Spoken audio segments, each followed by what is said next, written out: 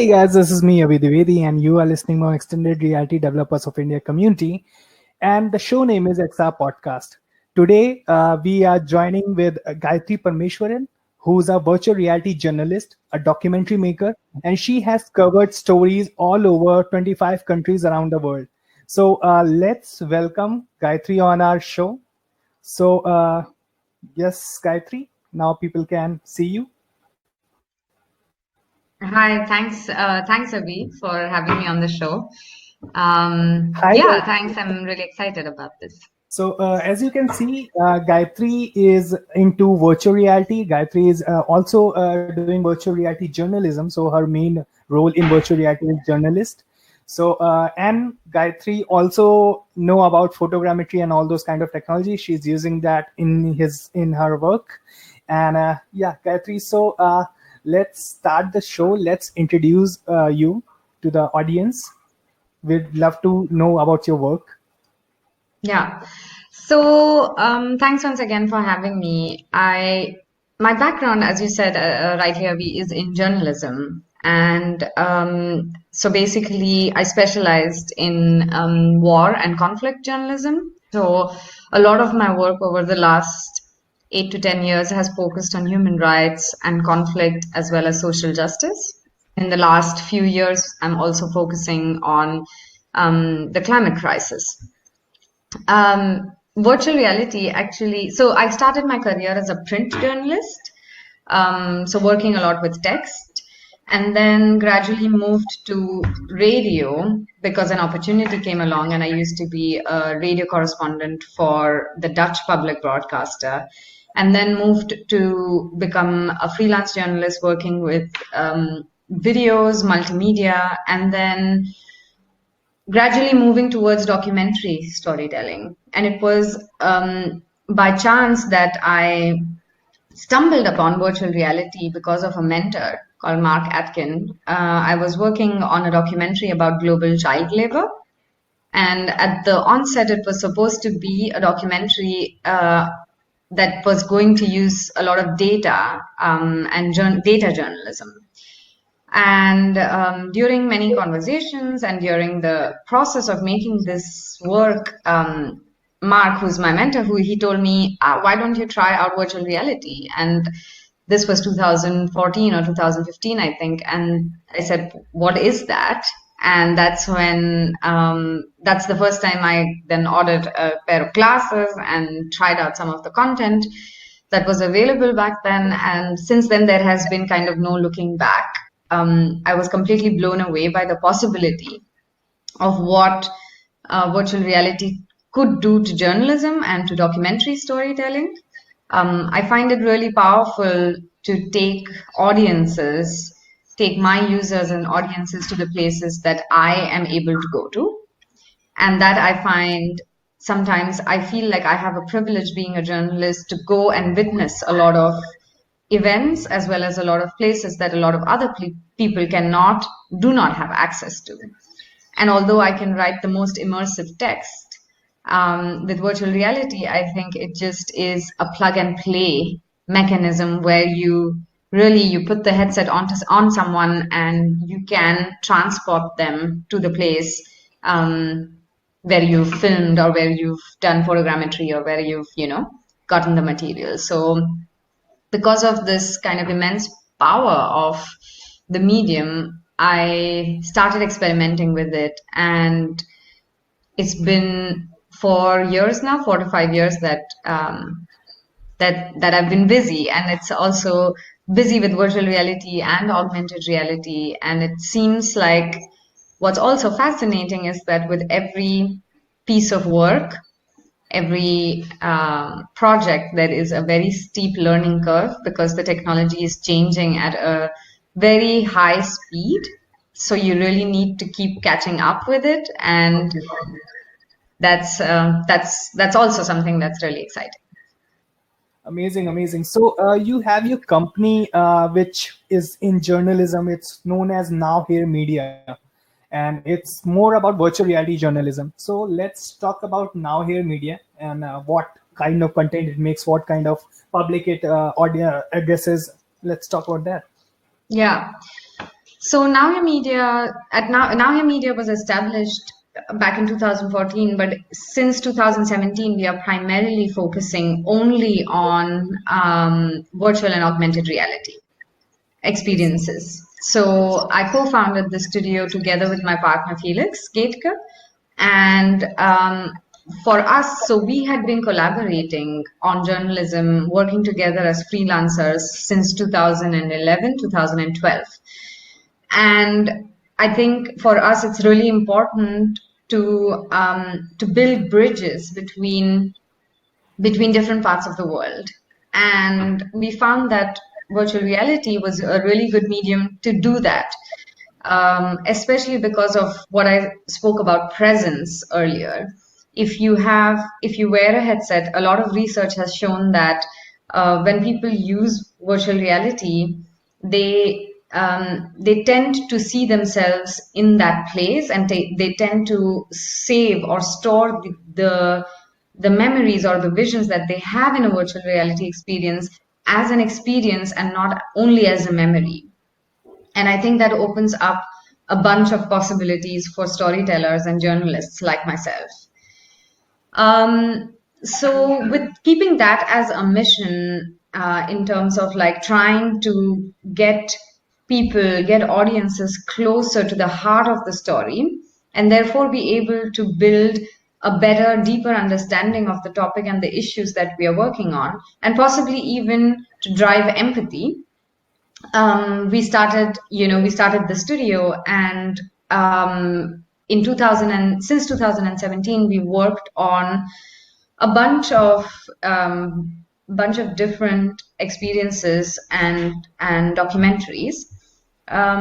We pride ourselves for being a small studio. We call ourselves a boutique studio, where we take up only a very few select projects every year and give everything to these projects.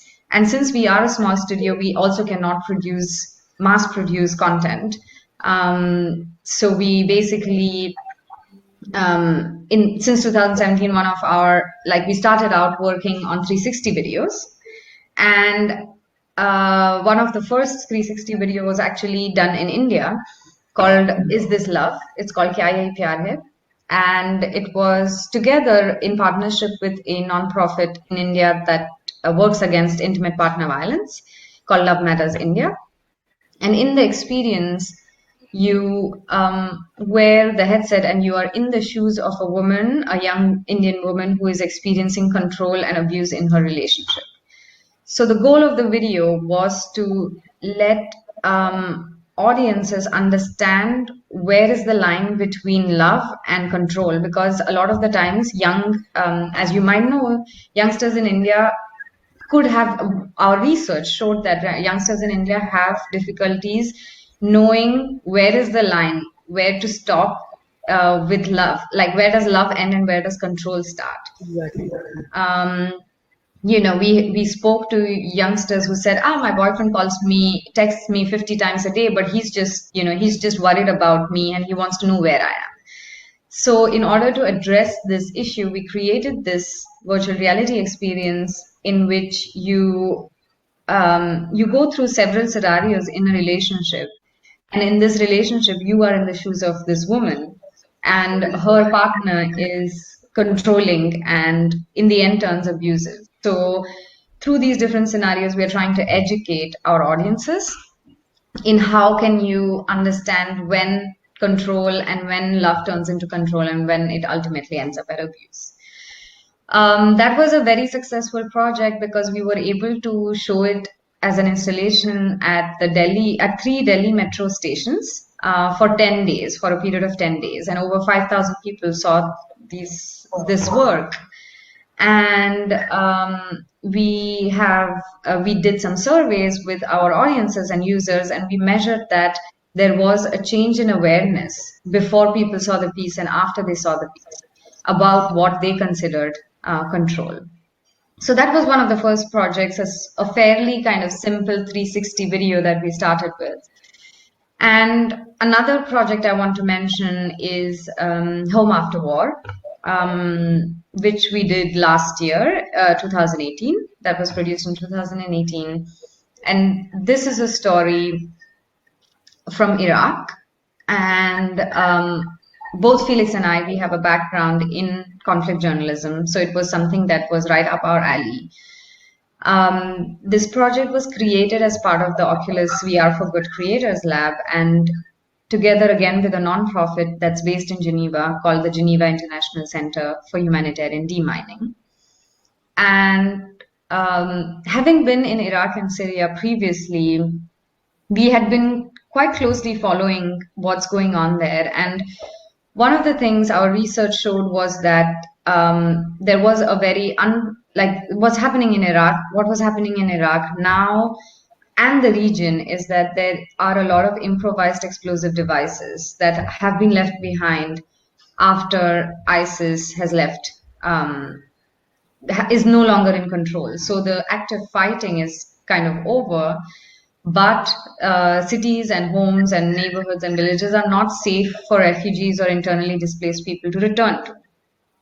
And that our research led then to understanding that there was even a problem with booby traps. So people might come back home after the war, after 2 or 3 years of having lived away, and they might open the gate to their home, and that could lead to an explosion. Or you might try to turn on electricity, and that could trigger an explosive. So that was causing a lot of lives, civilian lives. I don't know, is this the right point then to play the trailer maybe for the piece to see, so that people can see what the piece is about? Yeah, so I have a clip from the documentary Home After War. So let me just play that clip so that people can know that what the documentary is about. So I'm just going to play. Yeah. So hold on. There's some.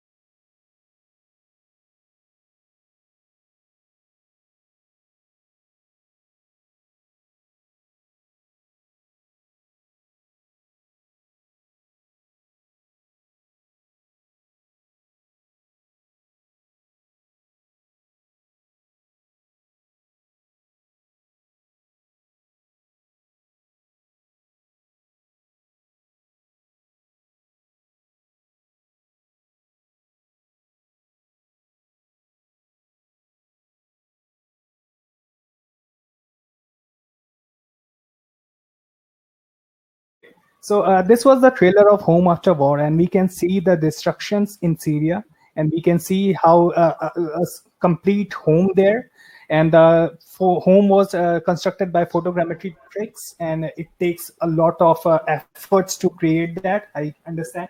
And we can definitely, when we wear the headsets, we can definitely feel that how the home looks from inside. It's just like being there. So it's not just a video, it's an experience what you have created. So when people will watch that movie in their 360-degree headsets or whatever, Oculus or whatever, so they will feel the same impression what is upon the people who are living in those houses. So it's a very commendable work which you have done using that. So let's talk about virtual reality in journalism, because usually people has impression that virtual reality is just for games. So let's discuss that, how virtual reality is for journalism and you are using it for that, and how you manage to do that. Yeah, I think that's it's a good point that virtual reality is often seen as something. It is the biggest market. Gaming is the biggest market in VR, and I think although that there is a good enough reason for that to exist, it is a medium that can be exploited also for journalism and for documentary storytelling. Because so I often talk about like harnessing the power of the real world for the virtual world. I think there's something very, very powerful about events that are real, and having like being witness to events that are real and being witness to places somewhere else in the world that we are not able to go to, and sometimes we also don't have the reason really to go to. For example, like I don't think I would encourage people to travel to Iraq. I mean, that's just irresponsible, and that's something that people shouldn't do.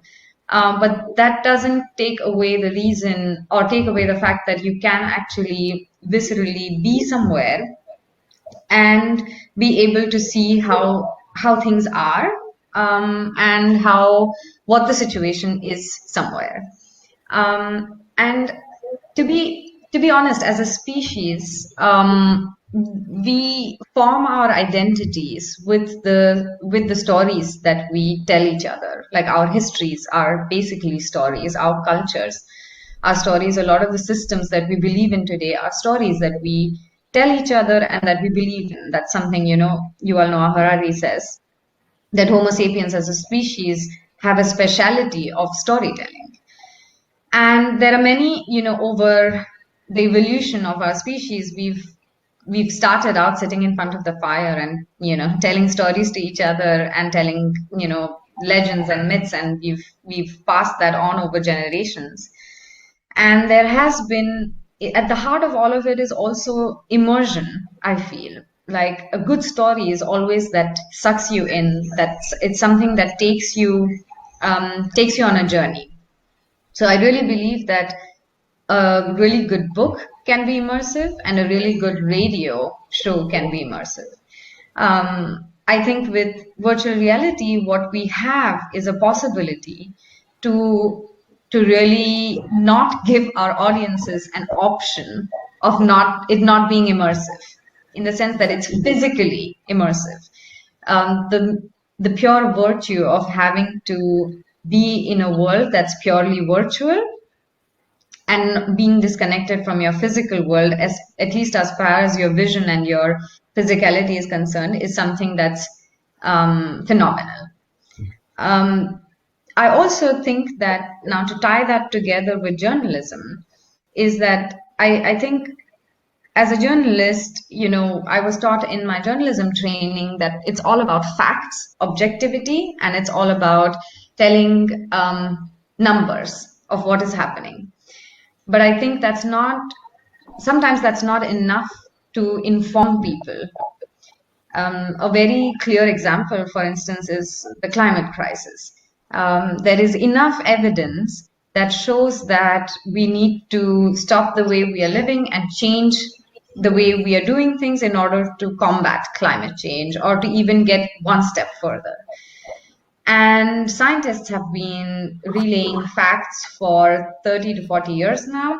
Journalists have been repeating these facts over, through the various ways they do. And some of the most important breakthroughs, I find, have also been have come when it's not just about facts. As human beings, we are not only meant to filter and factor in fact, like just figures. And that's where story plays a really big role.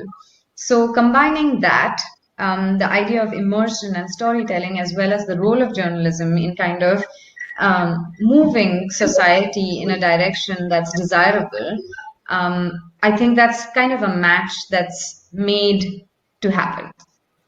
And that also informs my choice of using the medium for journalism. Exactly. So you are using it for journalism. You also told me so many things about storytelling. So how what are the basic aspects of storytelling and how they are better performed with virtual reality, or virtual reality is just a extra baggage of technology, or is it really worth to use in storytelling? So let's talk about that. Yeah, I think it can be a baggage, and you're absolutely right about that. It's very, very demanding to ask your audiences to wear a dorky looking headset and experience something. I think that's definitely a big ask, and therefore the result has to be good enough. If you're asking someone to, take this effort to get comfortable with the technology that they are not used to, the intent has to be clear enough. Why are they asked to wear the headset, and why they um, need to wear this headset, and what are they going to see in the headset, and what is their role as the user or the audience. So I find that it's very, very, I mean, at the moment we are still developing the grammar, still developing the different pieces of storytelling within virtual reality. And I don't think anybody has mastered it yet. I mean, there are very, very good examples out there of how things may be done. For me, it works really well when the story starts already outside the headset. So, for example, with Home After War, we built a physical installation that accompanied the virtual piece. So when we exhibit it at film festivals or at museums or at the United Nations, as we've done so far, we recreated a part of the courtyard from Fallujah. So that courtyard looks similar to the courtyard that's inside the headset. And the person who is coming in to view the experience is guided and said that, you're going to enter Fallujah, you're going to be in Fallujah in a house, and the house is Ahmed's house, and you're going to meet him in the experience, and he's going to tell you what happened. Now, I think setting that intent is very, very important. And so the user knows already that they are a guest in someone else's home. Exactly. They can look around and they can walk around, but their main role over there is to listen to his story, to listen to Ahmed's story and what happened. And what I find actually why it's so interesting, virtual reality, is that when people come face to face with other people in virtual reality, they behave in very similar ways as they would when they are meeting someone in real life. Exactly, very natural interactions there. Yeah. So, for example, like in Home After War, there are moments in which you stand in front of Ahmed and he's telling you what happened. And there's one moment when he is emotional and he breaks down because when he's narrating what happened to his boys and how he misses them. And in this moment, I find it very interesting to see that there are some people who this reflects human psychology and human behavior as well, because some people try to keep a distance from him because they are overwhelmed that there's someone whom they know, quote unquote, know for 15 minutes, who's telling them a very intimate and a very difficult story. And there are some people who move really close as possible to him, wanting to kind of almost comfort him. So this also gives us a lot of insights. For me, it's very really interesting to see how behaviors within virtual worlds can also tell us a lot about how people behave, or human behavior that's, in general. And that does create a lot of that leaves me with a lot of questions, of course, but it's fascinating to explore that using the medium.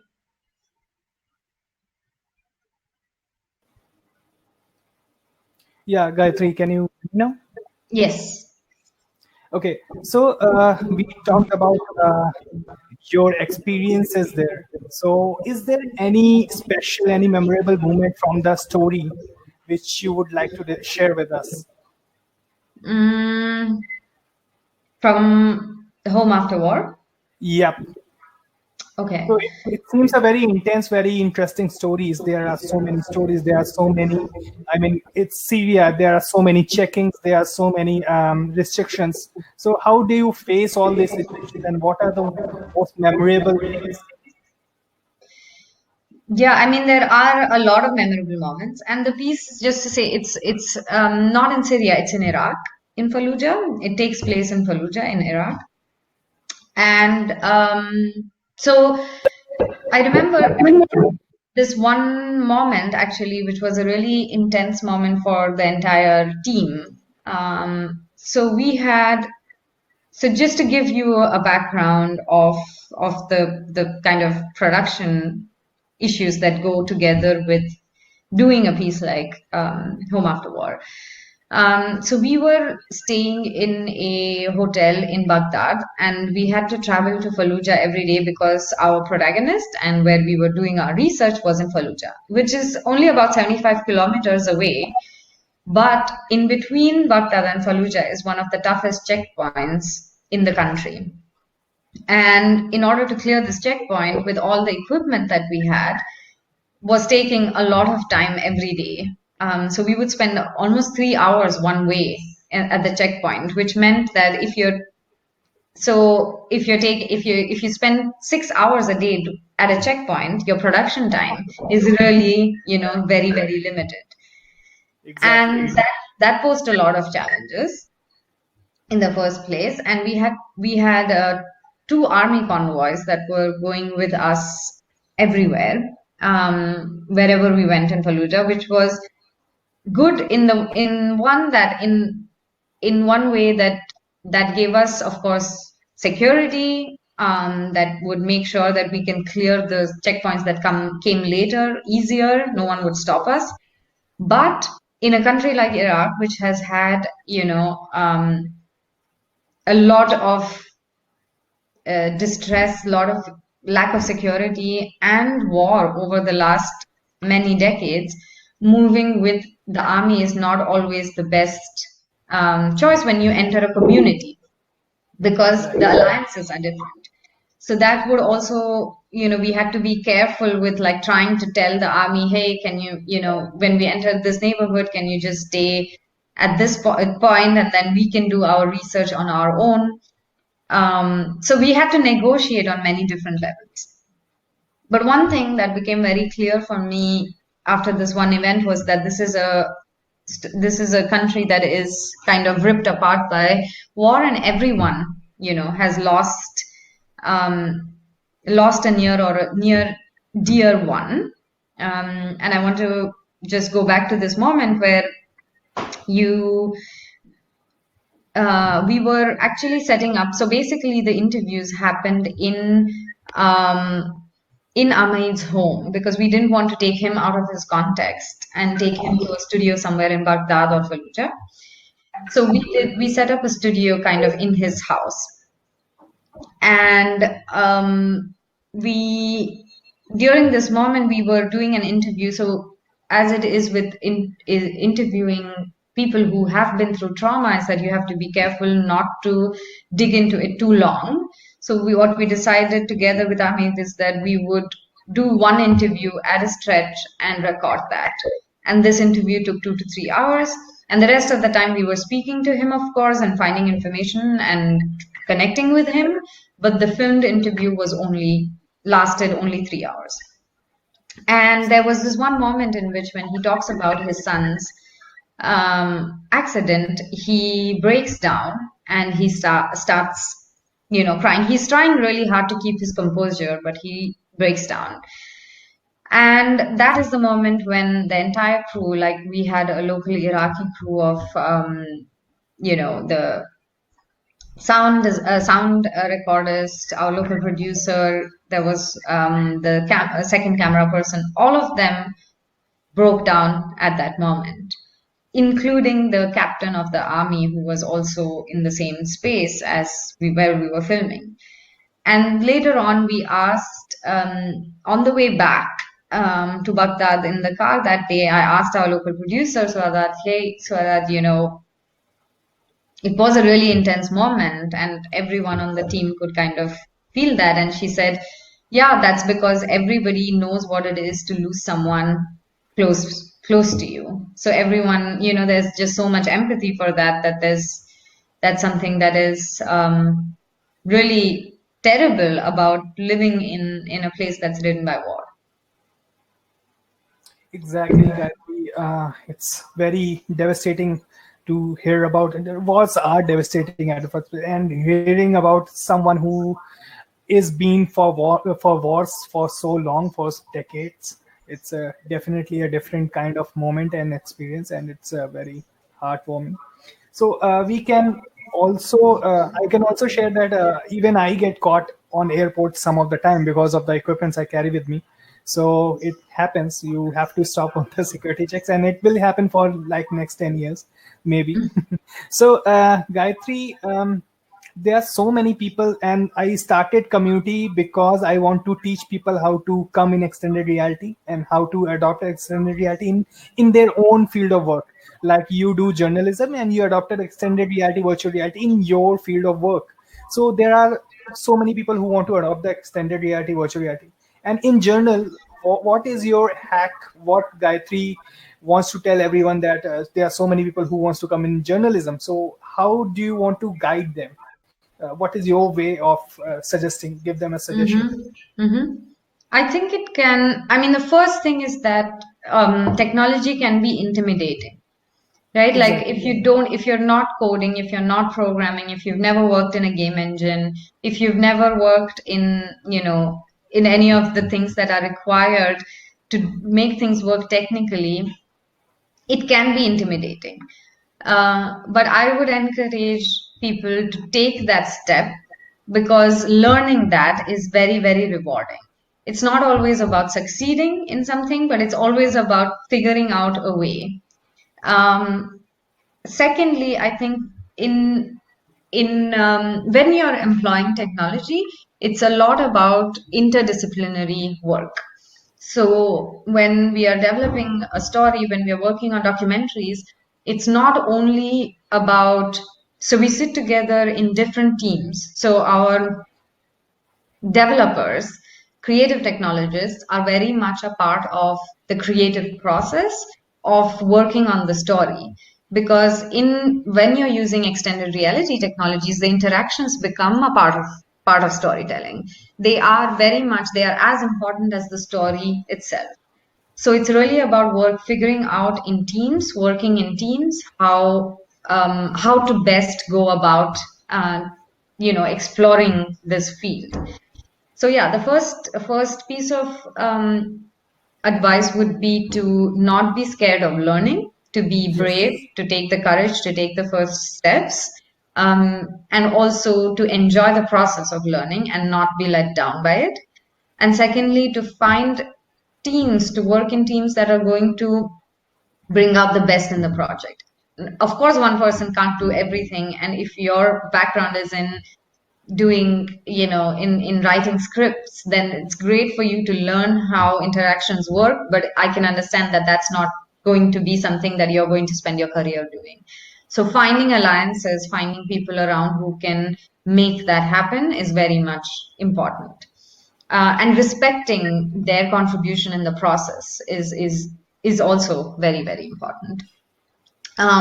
So those are the two main things that I would recommend people to do, is to be curious also about what are the possibilities, and to explore them, and to see how, there's no fixed, think out of the box. There's no fixed way in which journalism needs to be served to the audiences. I think you can sometimes have bigger impacts when a larger impact when you think out of the box and you're able to break the medium and break the platform and give people what they don't expect. Exactly, Gayatri. So it was very, very motivating listening from you and your experiences, because they cover war and they cover conflict between nations. So these kind of experiences are very uh, thrilling, and they teach us so much more about in general what humanity is. So thanks for joining with us today, and thanks for guiding us in extended reality, virtual reality, and allowing us to know more about your work. So thanks for being here with Thank us. you so much for having me, and thanks for doing the work that you're doing in kind of expanding this community and making it educational. Thank you so much. Thank you, Gayatri. Thank you. So this was Gayatri, and Gayatri is journalist, and she does journalism in virtual reality. So as I always say, you can adopt virtual reality in your own field of work, and you need to follow me and my page community. And people are more than willing to help you in the extended reality, whatever the help you require. We are there for you. So stay curious and keep watching XR podcast. Have a great day ahead.